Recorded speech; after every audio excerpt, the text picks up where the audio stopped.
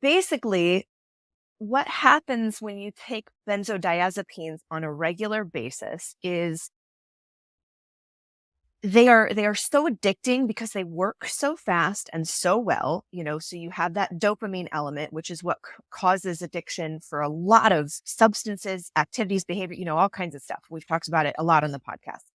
Um, it lowers your inhibitions, but also, like one of the doctors mentioned on there, your brain starts to rewire itself. So think of it this way. And so we have a doctor actually who explained this to me in some notes. He works, Dr. Kenneth Hoffman, he works for or with Addiction Help as sort of our like medical, reviewer.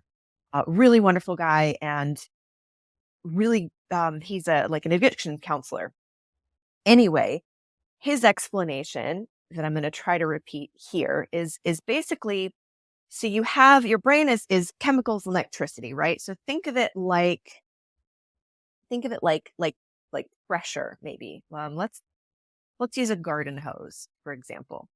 And so you've got like water flowing through this garden hose. So your brain is doing all of this activity, right? Well, let's say your garden hose, like my garden hose, is a little overactive. Maybe you're experiencing a panic attack. Maybe you are having a lot of anxiety. So imagine now that garden hose is like very, very taut, almost not exploding or ripping, but there's like too much water gushing through it. And so what benzodiazepines do, alcohol does this as well in your brain, is it basically calms everything down. It's almost like putting not a filter, but like a dampener on that water hose. So now you've regulated that flow again. And so in your brain, and it's, for me, I'm very visual. So for those of you watching, I'm going to do some stuff with my hand. So your brain activity is normally like up here, right? We'll say at a 7. The benzos help take it back down to, we'll say, a 4.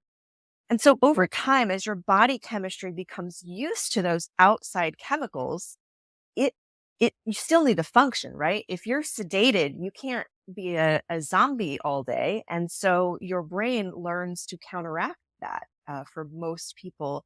And so it will increase its activity, its electricity, its connecting stuff to kind of not fight back against the benzos, but to kind of counterbalance it. So there's just like an ebb and a flow, a push and pull to it. And so if you're taking benzos all the time, especially if you're increasing your dosage, that's pushing that energy down while your brain is still, trying to function normally. So it's making, it's balancing back out, right?